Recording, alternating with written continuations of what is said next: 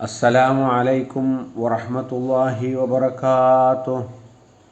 الحمد لله نحمده ونستعينه ونستغفره ونعوذ بالله من شرور أنفسنا ومن سيئات أعمالنا. من يهده الله فلا مضل له ومن يضلل فلا هادي له. وأشهد أن لا إله إلا الله وأشهد أن محمدا عبده ورسوله أرسله بالهدى ودين الحق ليظهره على الدين كله ولو كره المشركون. اللهم صل على محمد وعلى آل محمد كما صليت على إبراهيم وعلى آل إبراهيم. اللهم بارك على محمد وعلى آل محمد كما باركت على إبراهيم وعلى آل إبراهيم إنك حميد مجيد. أما بعد فإن خير الحديث كتاب الله وخير الهدي هدي محمد صلى الله عليه وسلم وشر الأمور محدثاتها وكل محدثة بدعة وكل بدعة ضلالة. أيها الناس أوصيكم وإياي أولا بتقوى الله. أعوذ بالله من الشيطان الرجيم. بسم الله الرحمن الرحيم. ولا تحسبن الله غافلا عما يعمل الظالمون إنما يؤخرهم ليوم تشخص فيه الأبصار. صدق الله العلي العظيم. സ്നേഹം നിറഞ്ഞ സത്യവിശ്വാസിനികളെ, ലോകത്തിൻ്റെ രക്ഷിതാവും നിയന്താവുമായ അള്ളാഹുവിൻ്റെ നിയമങ്ങളും നിർദ്ദേശങ്ങളും ജീവിതത്തിൻ്റെ എല്ലാ സ്പന്ദനങ്ങളിലും പാലിച്ചുകൊണ്ട് അവന് തഖ്വയുള്ള മുത്തഖീങ്ങളായി മുഅ്മിനീങ്ങളായി ജീവിതം നയിക്കണമെന്ന് ഓരോരുത്തരെയും ഉണർത്തുകയാണ്, ഉപദേശിക്കുകയാണ്. ലോകത്തിൻ്റെ നാശത്തോടനുബന്ധിച്ച് ലോകത്തുണ്ടാകുന്ന ചില അടയാളങ്ങൾ, അലാമത്തുകളെക്കുറിച്ച് നമ്മൾ ചർച്ച ചെയ്തു. ധാർമ്മികവും സാംസ്കാരികവുമായ അധഃപതനം, ധനത്തിൻ്റെ അമിതമായ പ്രവാഹം, അമാനത്ത് ഇല്ലാതാവൽ, മദ്യപാനം, വ്യഭിചാരം മുതലായവ വർദ്ധിക്കൽ, കൊലപാതകങ്ങളുടെ ആധിക്യം തുടങ്ങിയ വിഷയങ്ങളെക്കുറിച്ചൊക്കെ നമ്മൾ ചർച്ച ചെയ്തു. ആ ഗണത്തിൽ ചർച്ച ചെയ്യപ്പെടേണ്ട മറ്റൊരു വിഷയമാണ് ലോകാവസാനത്തോട് അനുബന്ധിച്ച് ലോകത്താകമാനം അക്രമവും ശത്രുതയും കുഴപ്പവും നടമാടും ഫിത്തനകൾ ഉണ്ടാകുമെന്ന് പ്രവാചകൻ സല്ലല്ലാഹു അലൈഹി വസല്ലം പറഞ്ഞു. ഇമാം അഹമ്മദ് റിപ്പോർട്ട് ചെയ്ത ഹദീസിൽ കാണാം, ലാ തഖൂമു സ്സഅതു ഹത്താ തംലഉൽ അർളു ളുൽമൻ വഉദ്വാന. അന്ത്യദിനം നിലവിൽ വരികയില്ല. ഹത്താ തംലഉൽ അർളു, ഭൂമിയിലാകെ നിറയും, ളുൽമൻ അക്രമവും വഉദ്വാനും ശത്രുതയും ഫിത്നയും കുഴപ്പവുമൊക്കെ നാട്ടിലാകെ വ്യാപിക്കുന്ന ഒരു അവസ്ഥ ഉണ്ടാകുമെന്നാണ്. ലോകത്തിൻ്റെ നാനാഭാഗത്തും ഇന്ന് അക്രമവും കുഴപ്പവും പരസ്പര ശത്രുതയും വിദ്വേഷവും ഒക്കെ അധികരിച്ചു കൊണ്ടിരിക്കുന്ന ഒരു കാലഘട്ടത്തിലാണ് നമ്മളുള്ളത്. പ്രവാചകൻ മുന്നറിയിപ്പ് നൽകിയ അവസ്ഥയിലേക്ക് എത്തിയിട്ടില്ലെങ്കിലും അതിൻ്റെ മുന്നോടിയായിട്ട് ലോകത്താകമാനം ഈ അക്രമങ്ങളും കുഴപ്പങ്ങളും ഫിത്തനകളും വർദ്ധിച്ചു വരുന്ന കാഴ്ചകൾ നമുക്ക് വാർത്താമാധ്യമങ്ങൾ പരിശോധിച്ചാൽ കാണുവാൻ സാധിക്കും. മനുഷ്യർക്കിടയിലെ പരസ്പര സ്നേഹം ഇല്ലാതാകുന്നു. അതുപോലെ തന്നെ ആക്രമങ്ങൾ വർദ്ധിക്കുന്നു. വീടാക്രമണം, സ്വത്തുക്കളുടെ ആക്രമണം, ശാരീരികമായ കടന്നാക്രമണം, അതുപോലെ തന്നെ ദേശീയതയുടെ പേരിൽ, വർഗീയതയുടെ പേരിൽ, വംശീയതയുടെ പേരിൽ, ഭാഷയുടെ പേരിലൊക്കെ മനുഷ്യർ പരസ്പരം പോരടിച്ചു കൊണ്ടിരിക്കുന്നു, കലഹിച്ചു കൊണ്ടിരിക്കുന്നു, മനുഷ്യനെ കൊല ചെയ്തുകൊണ്ടിരിക്കുന്നു.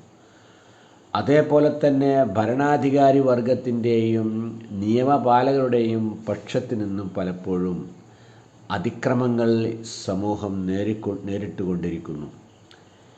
ഇങ്ങനെ അതിക്രമങ്ങൾ ലോകത്ത് വർദ്ധിച്ചു കൊണ്ടിരിക്കുന്ന വാർത്തകളാണ് നമുക്ക് ലഭിച്ചു കൊണ്ടിരിക്കുന്നത്.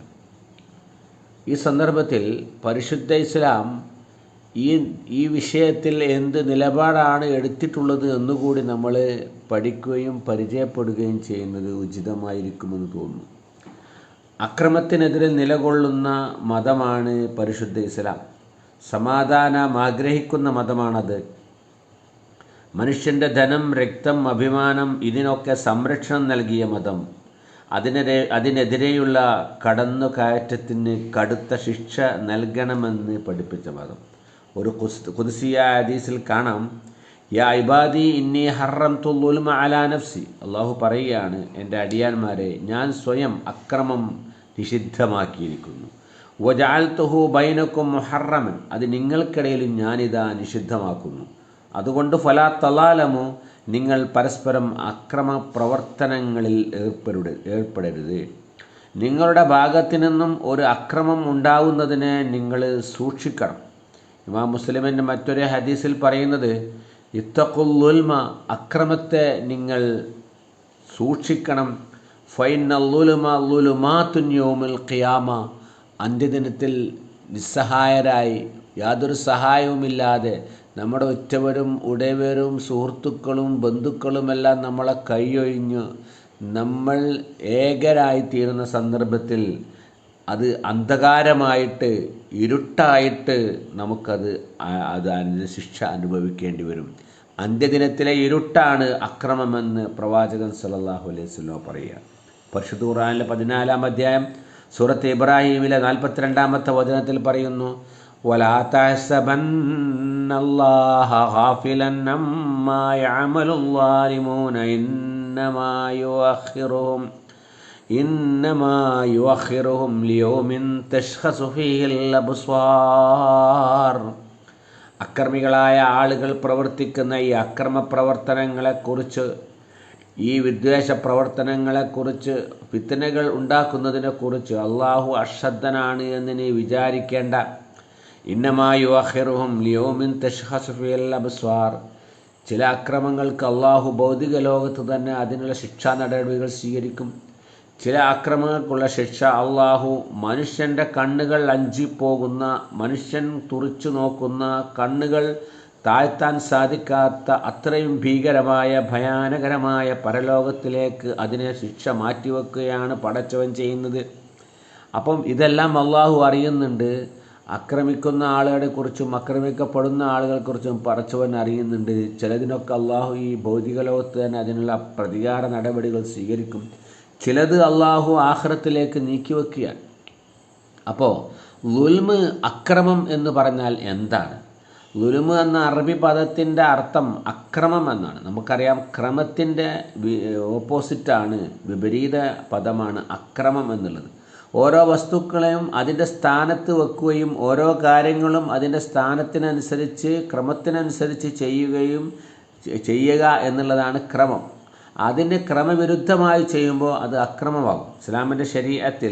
ഇസ്ലാമിൻ്റെ ശരീഅത്തിൻ്റെ നിയമങ്ങൾക്ക് വിരുദ്ധമായി ആ നിയമാതിർത്തികൾ വിട്ടുകടക്കുന്ന, മറ്റുള്ളവൻ്റെ ധനത്തിലേക്കും അവൻ്റെ അഭിമാനത്തിലേക്കും അതിലേക്കുമൊക്കെ വിട്ടുകടക്കുന്ന, അതിനെ അതിലംഘിക്കുന്ന എല്ലാ പ്രവർത്തനങ്ങൾക്കും ളുൽമ്, അക്രമം എന്ന് പറയാം. ഇസ്ലാമിൻ്റെ ശരീഅത്ത് എല്ലാ വിഷയത്തിലും മനുഷ്യർക്ക് ഓരോ നിയമാതിർത്തി വരച്ചു തന്നിട്ടുണ്ട്. ആ നിയമാതിർത്തി നമ്മൾ ഒരിക്കലും ലംഘിക്കുവാൻ പാടില്ല. ഒരു വിഷയത്തിൽ ഏതുവരെ പോകാം എന്ന് ഇസ്ലാം നമുക്ക് വളരെ കൃത്യമായി അതിര് നിർണയിച്ച് തരുന്നുണ്ട്. ആ അതിര് നമ്മൾ അതിലംഘിക്കുവാൻ ഒരിക്കലും പാടില്ല. ഖുർആനിലെ 185-ാമത്തെ വചനം, സൂറത്തുൽ ബഖറയിലെ 185-ാമത്തെ വചനത്തിൽ നോമ്പിൻ്റെ നിയമങ്ങളൊക്കെ പറഞ്ഞിട്ട് അതിൻ്റെ അവസാനം 185-ാം വചനം അവസാനിപ്പിക്കുന്നത് ഇങ്ങനെയാണ്, തിൽക ഹുദൂദുല്ലാഹി വലാ തഖറബൂഹ. ഇതെല്ലാം അള്ളാഹുവിൻ്റെ നിയമാതിർത്തികളാണ്. ആ നിയമാതിർത്തികൾ നിങ്ങൾ ഒരിക്കലും അതിനെ ലംഘിക്കുവാൻ വേണ്ടി അതിനെ സമീപിക്കുവാൻ പാടില്ല എന്നാണ്. സൂറത്തു തലാഖ്, ഖുർആനിലെ സൂറത്തു തലാഖിലെ ആയാലും സൂറത്ത് ബഖറ 229-ലും ഒക്കെ തലാഖിൻ്റെ നിയമങ്ങൾ പറയുന്നുണ്ട്. അതൊക്കെ പറഞ്ഞിട്ട് അതിൻ്റെ അവസാനം പറയുന്നത്, തിൽക ഹുദൂദുല്ലാഹി ഫലാ തഅതദൂഹാ. ഇത് അള്ളാഹുവിൻ്റെ നിയമങ്ങളാണ്, നിയമാതിർത്തികളാണ്. അത് നിങ്ങൾക്ക് വരച്ച് കാണിച്ചു തരികയാണ്. ഒരിക്കലും നിങ്ങൾ അത് ലംഘിക്കരുത്. വമൻ യതഅദ്ദ ഹുദൂദല്ലാഹ്, അള്ളാഹുവിൻ്റെ നിയമാതിർത്തികളെ ആര് ലംഘിക്കുന്നുവോ ഫൗലായിക ഹുമുൽ ളാലിമൂൻ, അവർ അക്രമകാരികളാകുന്നു എന്നാണ്. ഇങ്ങനെ ഓരോ രംഗത്തും ഓരോ നിയമാതിർത്തികൾ ഉണ്ട്, അത് ലംഘിക്കരുത് എന്നാണ് ഖുർആൻ നമുക്ക് നൽകുന്ന നിർദ്ദേശം. പണ്ഡിതന്മാർ ഈ അക്രമത്തെ 3ആയി തരംതിരിച്ചിട്ടുണ്ട്. ഒന്ന് അള്ളാഹുവോടുള്ള അക്രമം, മറ്റൊന്ന് സ്വന്തം ശരീരത്തോടുള്ള അക്രമം, മൂന്നാമതൊന്ന് അന്യൻ്റെ അവകാശങ്ങളിലുള്ള അക്രമം എന്നാണ്. അള്ളാഹുവോടുള്ള അക്രമമാണ് ഈ അക്രമങ്ങളിൽ വെച്ച് ഏറ്റവും ഗൗരവമുള്ളത്. മനുഷ്യൻ ചെയ്യേണ്ടത് ക്രമത്തിനനുസരിച്ച് മനുഷ്യൻ ചെയ്യേണ്ടത് അവനെ സൃഷ്ടിച്ച അള്ളാഹുവിന് നന്ദി ചെയ്ത് അവനെ ഇബാദത്ത് ചെയ്ത് അവനെ അനുസരിച്ചുകൊണ്ട് ജീവിക്കുക എന്നുള്ളതാണ്. അത് വിട്ടുകൊണ്ട് മനുഷ്യൻ ക്രമവിരുദ്ധമായി അക്രമമായി അള്ളാഹു അല്ലാത്തവരെ അള്ളാഹിൻ്റെ സൃഷ്ടികളെ പിടിച്ച് ദൈവങ്ങളാക്കി അതിനെ ആരാധിക്കാൻ തുടങ്ങുമ്പോൾ അത് അക്രമമാണ്. വിശുദ്ധ ഖുർആനിലെ 6-ാം അധ്യായം സൂറത്ത് അൻആമിലെ 82-ാം വചനത്തിൽ പറയുന്നു, അല്ലദീന ആമനൂ വലം യൽബസൂ ഈമാനഹും ബിളുൽമിൻ ഉലൈക ലഹുമുൽ അംന് വഹും മുഹ്തദൂൻ. വിശ്വസിക്കുകയും അവരുടെ വിശ്വാസത്തെ അക്രമം കലർത്താതിരിക്കുകയും ചെയ്ത ആളുകൾ അവർക്കാകുന്ന നിർഭയത്വം. വഹും മുഹ്തദൂൻ, അവർ സന്മാർഗത്തിലും ആകുന്നു എന്ന്. അപ്പം വിശ്വസിക്കുകയും അവരുടെ വിശ്വാസത്തെ ദുൽമ് കൊണ്ട് കൂട്ടിക്കലർത്താതിരിക്കുകയും ചെയ്ത ആളുകൾക്കാണ് നിർഭയത്വം. ഈ ആയത്തിറങ്ങിയപ്പോൾ പ്രവാചകൻ സല്ലല്ലാഹു അലൈഹി വസല്ലമയുടെ സഹാബികൾക്ക് എല്ലാവർക്കും ബേജാറായി. പല ആളുകളും പ്രവാചകൻ്റെ അടുത്ത് പറഞ്ഞു, പ്രവാചകൻ, നമ്മൾ ചിലപ്പോഴൊക്കെ ചെറിയ അറിയാതെ അക്രമങ്ങളിലൊക്കെ ഏർപ്പെടും. ഇങ്ങനെ അക്രമങ്ങളിൽ ഏർപ്പെട്ട് കഴിഞ്ഞാൽ ഞങ്ങളുടെ വിശ്വാസത്തിനെ അത് ബാധിക്കും എന്നാണല്ലോ ഈ ആയത്ത് പറയുന്നത്. അതുകൊണ്ട് എന്താണ് അതിൻ്റെ യഥാർത്ഥ അവസ്ഥ എന്ന് ചോദിച്ചുകൊണ്ട് പ്രവാചകൻ്റെ അടുത്ത് വന്നപ്പോൾ പ്രവാചകൻ പറഞ്ഞു, അത്തരം അക്രമമല്ല ഉദ്ദേശിക്കുന്നത്. ഇവിടെ അക്രമം ദുൽമ് എന്ന് പറഞ്ഞത് ലുഖ്മാൻ തൻ്റെ മകനെ ഉപദേശമുണ്ടല്ലോ, യാ ബുനയ്യ ലാ തുശ്രിക് ബില്ലാഹ്, മകനെ നീ അള്ളാഹുവിൽ പങ്കുവെക്കരുത്, ഇന്ന ശിർക ലദുൽമുൻ അളീം, അള്ളാഹുവിൽ പങ്കുവെക്കുക എന്നുള്ളത് ഏറ്റവും വലിയ അക്രമമാകുന്നു എന്ന് പറഞ്ഞില്ലേ.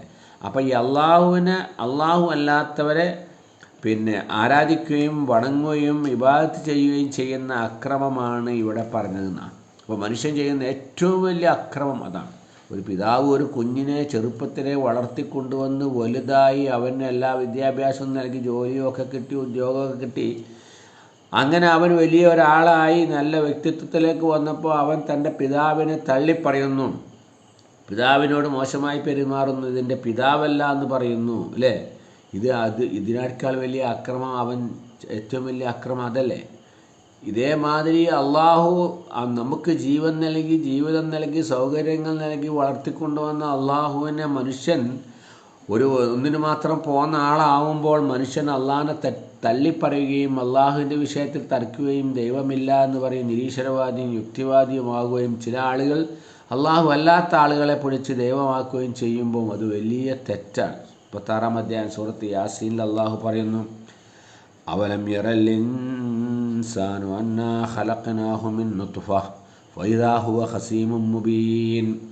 മനുഷ്യൻ ചിന്തിച്ചു നോക്കുന്നില്ലേ, അവനെ നാം സൃഷ്ടിച്ചത് നിസ്സാരമായ നിന്ദ്യമായ ഒരു വസ്തുവാണ് എന്ന് പറയുവാൻ സാധ്യമല്ലാത്ത ബീജത്തിൽ നിന്നാണ്.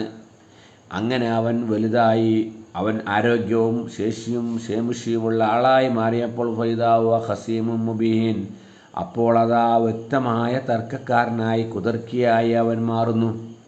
അത് ഏറ്റവും വലിയ തെറ്റാണ്, അക്രമമാണ്. 7 മഹാപാപങ്ങളിൽ പ്രവാചകൻ ആദ്യമായി എണ്ണിയത് അശ്ശിർക്കു ബില്ലാ എന്നാണ്, അള്ളാഹുവിൽ പങ്കുവെക്കുക. അള്ളാഹു അല്ലാത്തവരിലേക്ക് നമ്മുടെ ആരാധനയും നമ്മുടെ ഇബാദത്തും നമ്മുടെ പ്രാർത്ഥനയും വഴിതിരിഞ്ഞു പോയാൽ നമ്മുടെ മറ്റ് അമലുകളെല്ലാം തന്നെ ഫലം നഷ്ടപ്പെട്ടു പോകുമെന്നാണ് 39-ാം അധ്യായം സൂറത്ത് സുമറിലെ 65-ാം വചനത്തിൽ അള്ളാഹ് പറയുന്നത്. ലഇൻ അശ്റക്ത ലയഹബതന്ന അമലക്, നീ അള്ളാഹുവിൽ പങ്കുവെക്കുകയാണെങ്കിൽ നിൻ്റെ എല്ലാ അമലുകളും അത് നശിച്ചു പോവുക തന്നെ ചെയ്യും. ഒരിക്കൽ മഹാനായ സ്വഹാബി അബ്ദുല്ലാഹി ബിൻ മസ്ഊദ് റളിയല്ലാഹു അൻഹു പ്രവാചകൻ്റെ അടുത്ത് വന്ന് ചോദിക്കുകയുണ്ടായി, അയ്യദ്ദംബ അഅ്ളമ ഇൻദല്ലാഹ് യാ റസൂലല്ലാഹ്, പ്രവാചകരെ, അള്ളാഹുവിൻ്റെ അടുക്കൽ ഏറ്റവും ഭയങ്കരമായ കുറ്റം ലഭിക്കുന്ന പാപങ്ങൾ എന്തൊക്കെയാണ്, തെറ്റുകൾ എന്തൊക്കെയാണ്? റസൂലുള്ളാഹി പറഞ്ഞു, അൻതജ്അല ലില്ലാഹി നിദ്ദൻ വഹുവ ഖലഖക്, നിന്നെ സൃഷ്ടിച്ച പടച്ചവൻ നീ സമന്മാരം ഉണ്ടാക്കലാണോ എന്ന്. പിന്നെന്താണ് ചോദിച്ചപ്പോൾ അൻ തഖ്തുല വലദക് തഖാഫു അൻ യതഅമ മഅക്, നിൻ്റെ കൂടെ ഭക്ഷണം കഴിക്കുമെന്ന് ഭയപ്പെട്ടതിനാൽ നീ നിൻ്റെ മക്കളെ കൊല്ലാണ്. ഭ്രൂണത്തിൽ തന്നെ ഹത്യ ചെയ്യുന്ന കാലഘട്ടമാണല്ലോ. അപ്പോൾ മക്കൾ ഒന്നോ രണ്ടോ മതി, കൂടുതലുണ്ടായാൽ നമ്മുടെ ഭക്ഷണം ഷെയർ ചെയ്യപ്പെടുമെന്നുള്ള ഒരു അവസ്ഥയിൽ മക്കളെ കൊല്ലുന്നവർ. അദ്ദേഹം ചോദിച്ചു, പിന്നെന്താണ് പ്രവാചകരെ? അൻ തസ്നിയ ഹലീലത്തെ ജാരിക്ക, നിൻ്റെ അയൽവാസി നിന്നെ വിശ്വസിച്ചേൽപ്പിക്കുന്ന അവൻ്റെ സമ്പത്തും അവൻ്റെ ഭാര്യയും അവൻ്റെ കുടുംബവുമൊക്കെ അവൻ്റെ ഭാര്യയെ നീ വ്യഭിചരിക്കലാണ്. അപ്പോൾ ഏറ്റവും ഒന്നാമതായി പറഞ്ഞത് പടച്ചവനിൽ പങ്കു ചേർക്കുക എന്നുള്ളതാണ്. ഇത് ഗൗരവപൂർവം നമ്മൾ മനസ്സിലാക്കേണ്ട ഒരു കാര്യമാകുന്നു. അള്ളാഹു അല്ലാത്തവരിലേക്ക് നമ്മുടെ ദുആകൾ, പ്രാർത്ഥനകൾ, അർത്ഥനകൾ, അതുപോലെ തന്നെ നമ്മുടെ ഇബാദത്തുകൾ അത് വഴിമാറിപ്പോയാൽ നമ്മുടെ എല്ലാ അമലുകളും നഷ്ടപ്പെട്ടു പോകുന്ന ഒരവസ്ഥ ഉണ്ടാകുമെന്ന് മനസ്സിലാക്കാം. രണ്ടാമത്തെ അക്രമം അൽമുൽ അബ്ദ് ബിനഫ്സി, മനുഷ്യൻ തൻ്റെ ശരീരത്തോട് അക്രമം ചെയ്യുക. എന്താണ് സ്വയം ശരീരത്തോട് അക്രമം ചെയ്യുക എന്ന് പറഞ്ഞാൽ? സുന്ദരമായ ശരീരവും അനിതര സാധാരണമായ ബുദ്ധിശക്തിയും നൽകിയിട്ട് അനുഗ്രഹിച്ചവനാണ് മനുഷ്യൻ. ആ അനുഗ്രഹം മൂലം സന്മാർഗദർശനം ലഭിക്കാതെ തെറ്റുകുറ്റങ്ങളും പാപങ്ങളും ചെയ്ത് ജീവിക്കുന്ന ആളുകൾ സ്വന്തം ശരീരം നരകാഗ്നിയിൽ വെന്തരിയാൻ അവസരം സൃഷ്ടിക്കുകയാണ് അവർ ചെയ്യുന്നത്.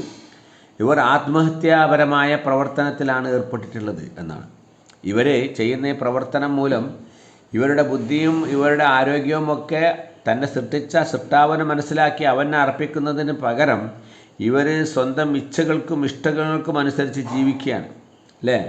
മനുഷ്യനെ അള്ളാഹുവാണ് സൃഷ്ടിച്ചത്, അവനെയാണ് ആരാധിക്കേണ്ടത്. അത് ചെയ്യാതെ നൈമിഷിക സുഖങ്ങൾ തേടിക്കൊണ്ട് മനുഷ്യൻ ശിക്ഷ ഏറ്റുവാങ്ങിയും കൊണ്ട് ആ ശിക്ഷക്ക് ശരീരത്തിന് പീഡനം നടത്തുന്ന ഒരവസ്ഥ, അത് ഒരിക്കലും അംഗീകരിക്കാൻ പറ്റുകയില്ല. ഇന്നല്ലാഹ ലാ യളിമു അന്നാസ ശൈഅൻ വലാകിന്നന്നാസ അൻഫുസഹും യളിമൂൻ. അള്ളാഹു ഒരാളെ അകാരണമായി ആക്രമിക്കുകയില്ല, അവർ സ്വയം ചെയ്ത തെറ്റുകൾ കൊണ്ടാണ് അള്ളാഹു അവരെ ശിക്ഷിക്കുന്നത് എന്നാണ് 15-ാം അധ്യായം സൂറത്ത് യൂനുസിലെ 44-ാമത്തെ വചനത്തിൽ അള്ളാഹ് പറയുന്നത്. ഇതാണ് രണ്ടാമത്തെ ദുൽമ്. മൂന്നാമത്തെ ദുൽമ് എന്ന് പറഞ്ഞാൽ ദുൽമുൽ അബ്ദുൽ ഇഖ്വാനി, ഒരു മനുഷ്യൻ തൻ്റെ സഹോദരന്മാരോട് മറ്റുള്ളവരോട് ചെയ്യുന്ന അക്രമമാണ്.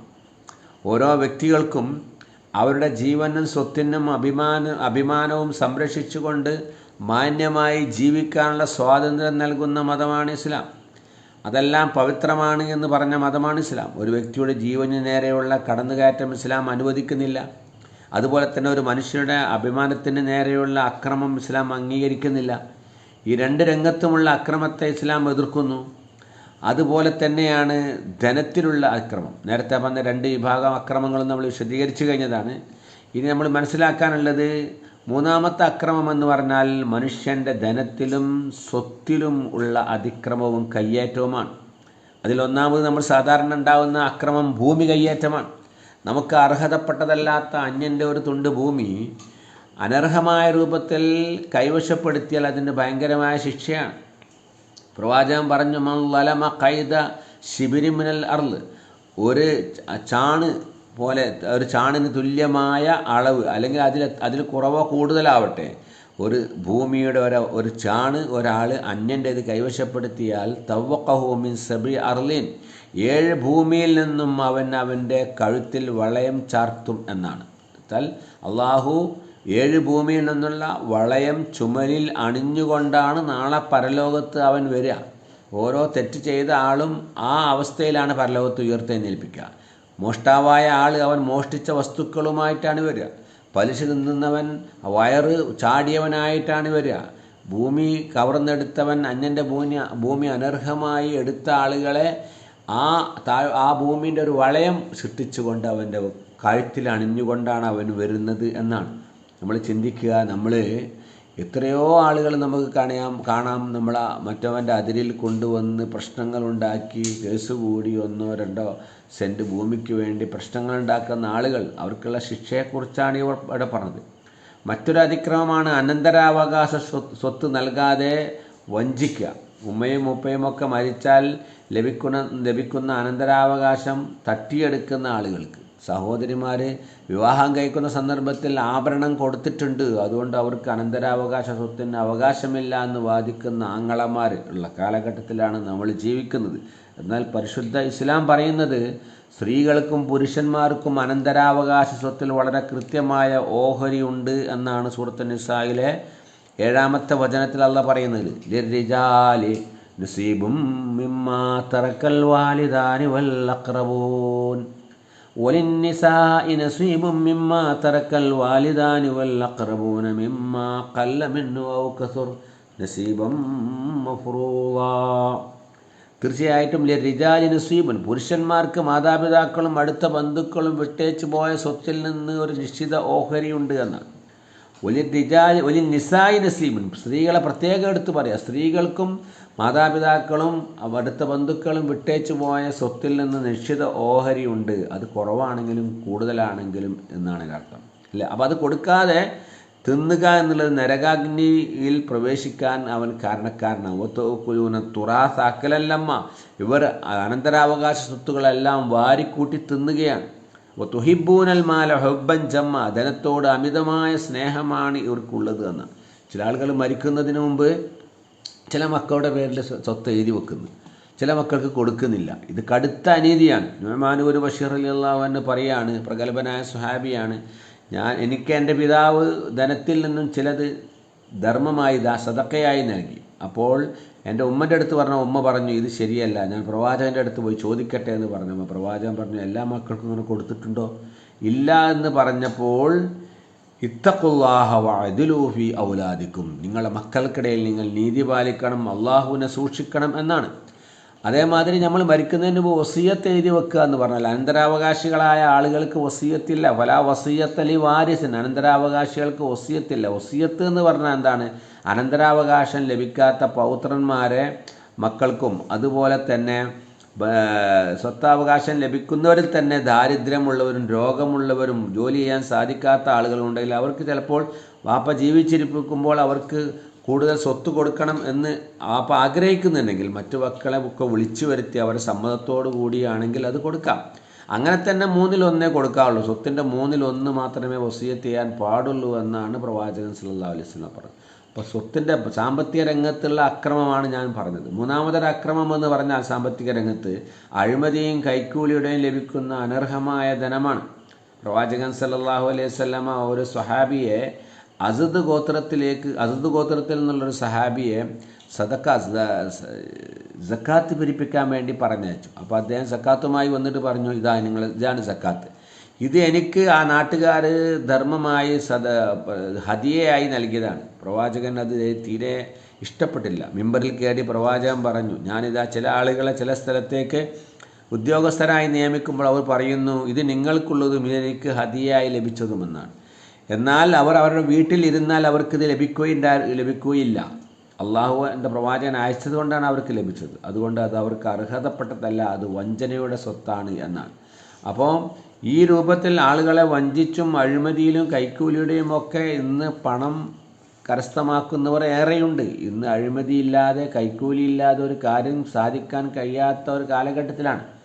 ഒരു KG ഒരു കുട്ടിയെ ചേർക്കണമെങ്കിൽ അത് മുതൽ അവൻ ഡിഗ്രി തലം എത്തുന്നത് വരെ അഡ്മിഷൻ കിട്ടാൻ വരെ മനുഷ്യൻ കൈക്കൂലി കൊടുക്കേണ്ട കാലഘട്ടത്തിലാണ്. ഒരു ഓഫീസിൽ നിന്നൊരു കാര്യം ശരിയാവണമെങ്കിൽ കൈക്കൂലി കൊടുക്കണം. അതേമാതിരി വഞ്ചന, ചതി, ഇതിലൂടെ ധനം സമ്പാദിക്കൽ അത് അക്രമമാണ്. ഖൈബർ യുദ്ധത്തിൽ ഷഹീദായ ഒരു യോദ്ധാവ് ഗനീമത്ത് സ്വത്തിൽ നിന്നും ഒരു പുതപ്പ് മോഷ്ടിച്ചതിൻ്റെ പേരിൽ അദ്ദേഹത്തിന് സ്വർഗം നിഷേധിക്കപ്പെട്ടു എന്ന് ഹദീസിൽ കാണാം, അല്ലേ? ഇങ്ങനെ സാമ്പത്തിക രംഗത്ത് നമ്മൾ മറ്റവൻ്റെ അവകാശം, മറ്റവൻ്റെ ധനം അന്യായമായി കൈവശപ്പെടുത്തിയാൽ അത് വലിയ കുറ്റമാണ്. അങ്ങനെ നമ്മൾ ഒരിക്കലും ആഗ്രഹിക്കരുത്. വൈൻകാന ഖലീബമിൻ അറാക്കിൻ, മറ്റവൻ്റെ പറമ്പിൽ നിന്ന് ഒരു അറാക്കിൻ്റെ കൊമ്പെടുക്കുകയാണെങ്കിൽ ഒരു തെങ്ങോലയുടെ ഈർക്കിലെടുക്കുകയാണെങ്കിൽ അവൻ്റെ സമ്മതം ചോദിക്കണം എന്നാണ്. അതുകൊണ്ട് ആരെങ്കിലും മറ്റുള്ളവൻ്റെ ചെറുതോ വലുതോമായ അവകാശങ്ങളോ ധനമോ ഭൂസ്വത്തോ കവർന്നെടുത്തിട്ടുണ്ടെങ്കിൽ അത് മരിക്കുന്നതിന് മുമ്പ് അവന് തിരിച്ചു കൊടുത്ത് മാപ്പപേക്ഷിച്ചിട്ടില്ലെങ്കിൽ അവൻ്റെ പരലോകം അവന് നഷ്ടപ്പെടും. പ്രവാചകൻ പറഞ്ഞു, ഒമൻകാന എന്തോ മളിമത്തുൽ അഹീമിൻ ഇർലിഹി ഔമിഷയിൻ, മറ്റവൻ്റെ അഭിമാനത്തിൽ മറ്റവൻ്റെ ധനത്തിൽ ആരെങ്കിലും അതിക്രമം നടത്തിയിട്ടുണ്ടെങ്കിൽ അത് മാപ്പപേക്ഷിക്കണം. മിൻ കബിലി അല്ലായക്കൂന ദീനാറും വലാ ദിർഹമുൻ, നിങ്ങളുടെ ദീനാറോ ദിർഹമോ പ്രയോജനപ്പെടാത്തൊരു ദിവസത്തിന് മുമ്പായിട്ട് നിങ്ങളെല്ലാതും അത് പൊരുത്തപ്പെടിക്കണമെന്ന് പ്രവാചകൻ പറഞ്ഞാൽ. അതുമാത്രമല്ല, ആക്രമിക്കപ്പെട്ട ആൾ നമുക്കെതിരിൽ പ്രാർത്ഥിച്ചാൽ അത് നേരെ അള്ളാഹുവിൻ്റെ അർശിൻ്റെ അടുത്തെത്തുന്ന പ്രാർത്ഥനയാണ്. അത് അള്ളാഹു സ്വീകരിക്കും, അതിന് അള്ളാഹു നടപടിയെടുക്കും. ഇത്തഖി ദഅവത്തൽ മദ്ലൂം, ആക്രമിക്കപ്പെട്ടവൻ്റെ പ്രാർത്ഥനയെ നീ സൂക്ഷിക്കണം. ഫൈനഹു ലൈസ ബൈനഹുമാ വ ബൈനല്ലാഹി ഹിജാബ്, അതിൻ്റെയും അള്ളാഹിൻ്റെയും ഇടയിൽ യാതൊരു മറയും ഇല്ല എന്നാണ് ഈ ഹദീസ് നമ്മെ പഠിപ്പിക്കുന്നത്. അപ്പോൾ നമ്മൾ ആക്രമിക്കപ്പെട്ടവൻ, അക്രമം എന്നുള്ളത് നമ്മുടെ ഭാഗത്ത് നിന്ന് ഉണ്ടാവാൻ പാടില്ലാത്തതാണ്. നമുക്ക് ഇഹലോകത്തും പരലോകത്തും നിന്ദയും അള്ളാഹുവിൻ്റെ കോപവും ലഭിക്കുന്ന ഇത്തരം എല്ലാ പ്രവർത്തനങ്ങളിൽ നിന്നും നമ്മൾ ഒഴിഞ്ഞു നിൽക്കുക. ലോകം ധാർമ്മിക അധപ്പതനത്തിലേക്ക് നീങ്ങുമ്പോൾ അത്തരം അധപ്പതനത്തിൽ നിന്നും നമ്മൾ മാറി നിൽക്കുക, അള്ളാഹുവിൻ്റെ ദീനിൽ ഉറച്ചു നിൽക്കുക. അത്തരം സത്യവിശ്വാസികൾ അള്ളാഹു നമ്മളെല്ലാവരെയും ഉൾപ്പെടുത്തി അനുഗ്രഹിക്കുമാറാവട്ടെ. നമ്മുടെ ജീവിതത്തിൽ വന്നുപോയ പാകപ്പിഴവുകൾ പടച്ചതമ്പുരാൻ നമുക്ക് വിട്ടുപുറത്ത് മാപ്പാക്കി തരുമാറാവട്ടെ. നമ്മുടെ അമലുകളെല്ലാം തന്നെ അള്ളാഹു നമ്മളിൽ നിന്നൊരു സ്വാലിഹായ പ്രവർത്തനമായി സ്വീകരിക്കുമാറാവട്ടെ. രോഗം കൊണ്ട് വിഷമിക്കുന്ന ആളുകൾക്കെല്ലാം തന്നെ മാനസികവും ശാരീരികവുമായ രോഗങ്ങൾ കൊണ്ട് പ്രയാസപ്പെടുന്ന ഒരുപാട് സഹോദരി സഹോദരന്മാരുണ്ട്. അവർക്കെല്ലാം അള്ളാഹു മഗ്ഫിറത്തും മർഹമത്തും പ്രദാനം ചെയ്യും. അവർക്കെല്ലാം തന്നെ അള്ളാഹു ശിഫ നൽകി അനുഗ്രഹിക്കുമാറാവട്ടെ.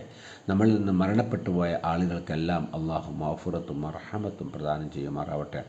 اللهم اغفر للمؤمنين والمؤمنات والمسلمين والمسلمات الأحياء منهم والأموات إنك مجيب الدعوات يا قاضي الحاجات. ربنا اغفر لنا ولإخواننا الذين سبقونا بالإيمان ولا تجعل في قلوبنا غلا للذين آمنوا ربنا إنك رؤوف رحيم.